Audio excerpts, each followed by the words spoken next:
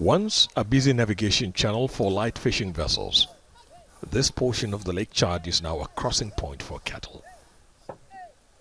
Decades of poor water usage, silts, droughts and the impact of climate change continue to alter the face of the lake, and with it the lives of millions who depend on it.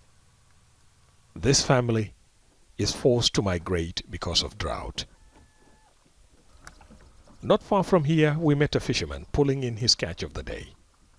He says it's the most he got in a week. A few mackerels, not enough to feed his family.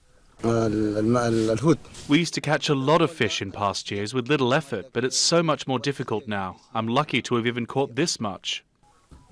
He says fishermen like him must learn other skills to survive the hard times. The Lake Chad is shared by Cameroon, Chad, Niger and Nigeria, countries dealing with a 12-year-old Boko Haram insurgency that has killed thousands and displaced millions. Experts say the conflict is fueled in part by the effects of climate change. Lake Chad is one of the world's biggest lakes, but over 50 years it's changed dramatically.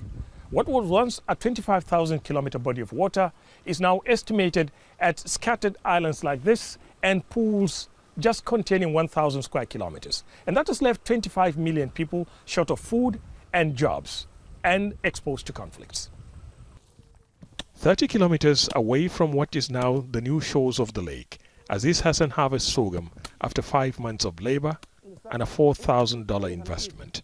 Different quality, it's not good quality now. The quality, it's not good quality. About 40 hectares, that's the only thing we got this year. For 40 hectares, not enough, because we've got problems with the rain. He says he will be lucky to get 4 bags this year, which amounts to a $3,800 loss on his investment. A few decades ago, what he now calls a farm was deep inside the Lake Chad. For generations, this Sahelian oasis has supported millions of families, livestock and profitable trade among nations. Governments in the region are struggling to address the fears and concerns of millions who now watch helplessly as their means of livelihoods dry up.